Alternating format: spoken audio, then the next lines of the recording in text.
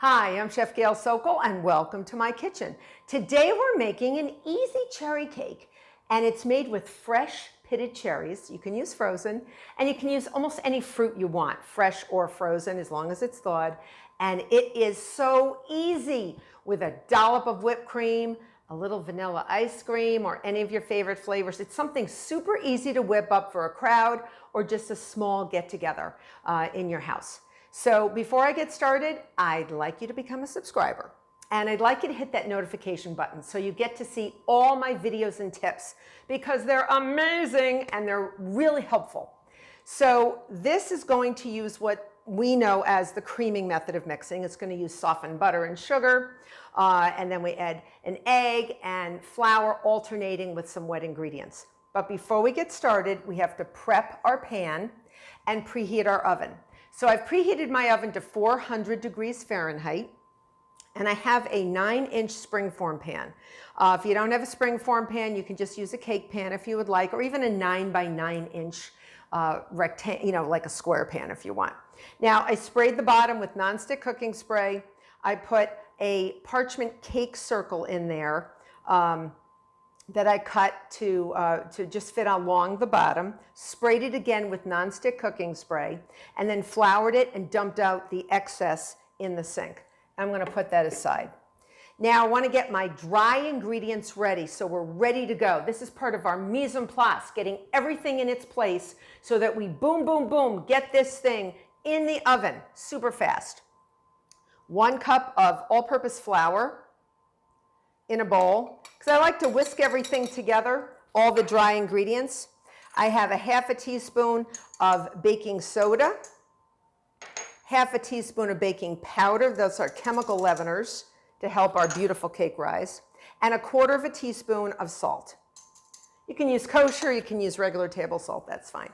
Now we got to get these all blended in because we really want to thoroughly blend our chemical leaveners so that we don't end up with any holes or any type of weird texture in our cake. And that's one of the reasons why a lot of people have trouble with the textures of their cake at the end. They wonder what they did wrong. They might not have prepped their dry ingredients really the way they should have first. Okay, I'm gonna get rid of that. We have a spoon in that so we can get that ready. We move to our electric mixer and I have half a stick or 4 tablespoons of very soft butter, putting that right into my mixer because we are doing our creaming of our sugar and our butter. And I'm going to put in 2/3 cup of granulated sugar into the butter.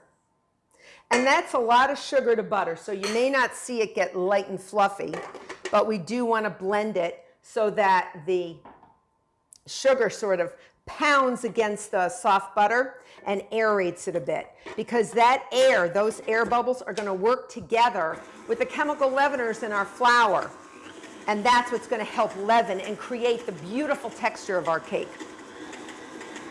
All right, so once we get that going, I have 1 egg and I usually like to crack it not directly in the mixing bowl, and you've heard me say this many, many times, because you end up with shell or if something happens and a little bit of the shell gets in there and the mixer's going, you can't retrieve it, and then someone says, "Ooh, you have nuts in here?"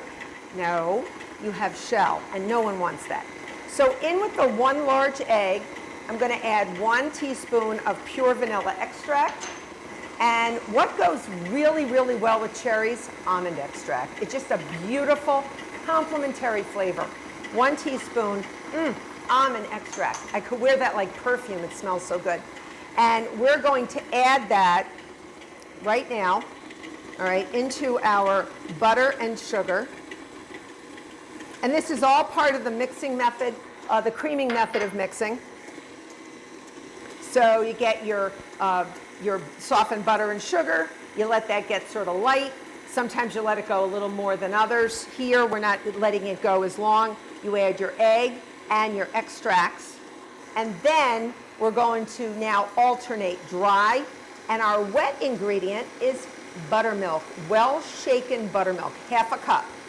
And what that is an acid. It's a cultured milk it's going to sort of have a neutralization reaction with the baking soda, which is going to form carbon dioxide bubbles. So with the air cells from the butter and the carbon dioxide gas bubbles and the baking soda and all those carbon dioxide gas bubbles, it's going to make a beautiful, beautiful texture for our cake. Now on low speed, I'm going to add half my flour that we have mixed beautifully, right? So we have our chemical leaveners in there and our salt, so everything is homogeneously blended. About a half. Put that aside. Let that mix in. If you want to stop, stir down the sides with a rubber spatula, you can. And now I'm going to add the entire amount of buttermilk. And I'm going to do this on low speed because I don't want to be wearing the buttermilk. It's much better in things than on you. All right. Some people drink buttermilk, right? If any of you drink buttermilk, let me know. Like, why do you like that? I love to make buttermilk ice cream. You'll see a great video on my buttermilk ice cream. So it's a little tangy. But buttermilk does add a nice tang. But this is going to be neutralized with the baking soda. All right, so now we're going to add the remainder of our dry ingredients. And I'm going to put that more on low speed because I saw that coming back at me. And that would never have been pretty. I'm going to add that in. And that's our batter. Like, that's the batter. That's it. So this is our batter. All right, I'm just going to give it a little go around. It's a beautiful batter. I'm going to show it to you. You must see this batter. So you can see it's light, it's fluffy, and I'm going to bring it over so you can see it. Now, these mixing bowls, electric mixing bowls, have a little indentation in the bottom, so you always want to go around and make sure that there's no flour or any dry ingredients stuck on the bottom. So here it is. It's beautiful batter, right? Beautiful batter. So I'm just going to go around. I see a little flour. I'm just going to go around. You don't want to do too much mixing because you're going to end up developing gluten, and we don't want to do that. So here we go. I'm going to put this in our pan, our prepared pan. And I also have 1 1/4 cups of freshly pitted cherries. And if you don't want, fresh cherries, or it's out of season, you want frozen, go for frozen. Just make sure all the liquid is out of them. Blot them with a paper towel.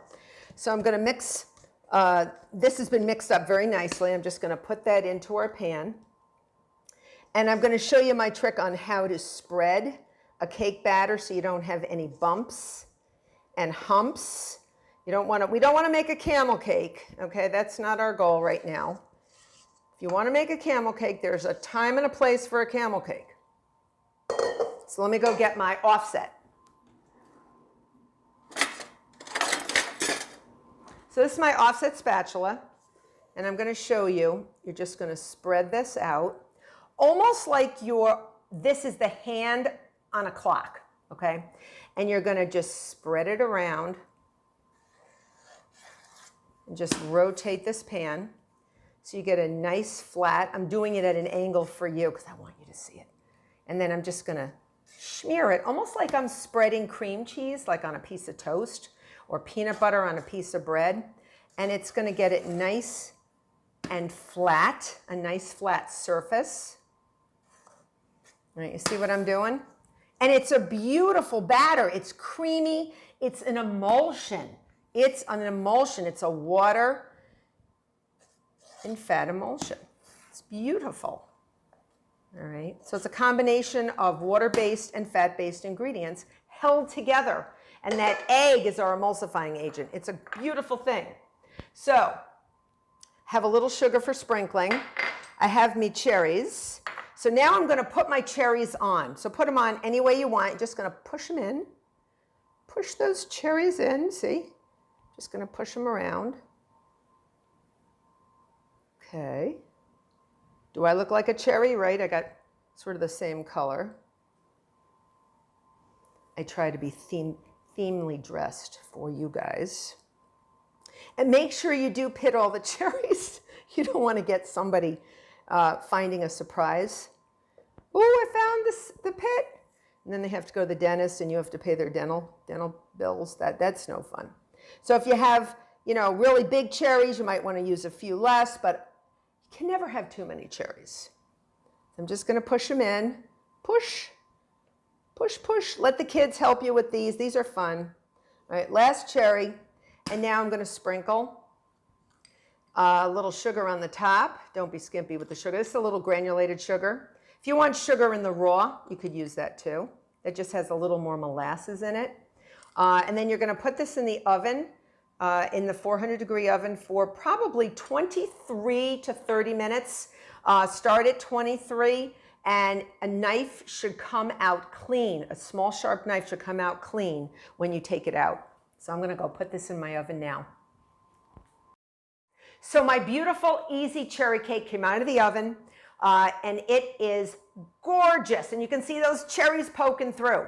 So what I did was I took the sides of the 9-inch springform pan off. It's still a little warm on the bottom, and I'm going to show you how to unmold it. Remember, we've got that parchment circle on the bottom. So I have a plate, and I'm just going to put that on top. You could serve it upside down like this, but I'm not going to do that. I'm going to serve it on another nice little thing, on a nice little surface, or I'm going to put it actually on a nice board. So I'm just going to gently take this off. See how easily it comes off? And then we're just going to peel our parchment paper off. Lovely. Easier than a Band-Aid, right? And now you can flip it over. You can actually hold it, but I don't want you to hold it in your hands because I don't want it to break. It's a tender cake, all right? So I'm going to put this on, and I'm going to, woo, heavy duty. 1, 2, 3, abracadabra, flip. And we're going to put it down. Beautiful cherry cake. I'm going to move it over. And then I like to put a little sugar on it. So I have my little sieve. And when you serve the, oh, I can smell it. Hold on. Hold on. Oh, it's intoxicating. It's so good. You can smell a little of the almond and the cherries. It's just so good. And you just can tell this fresh baked cake is out of the oven. And you're just going to go boom, boom, boom, boom, boom, and get some sugar on it. And then I love to serve this with some vanilla ice cream, buttermilk ice cream, or a dollop of whipped cream, or just for breakfast, just because it is delicious. All right? Oh. So there you have easy cherry cake that you can make in literally under 10 minutes. I hope you become a subscriber. I hope you make this easy cherry cake. Until next time.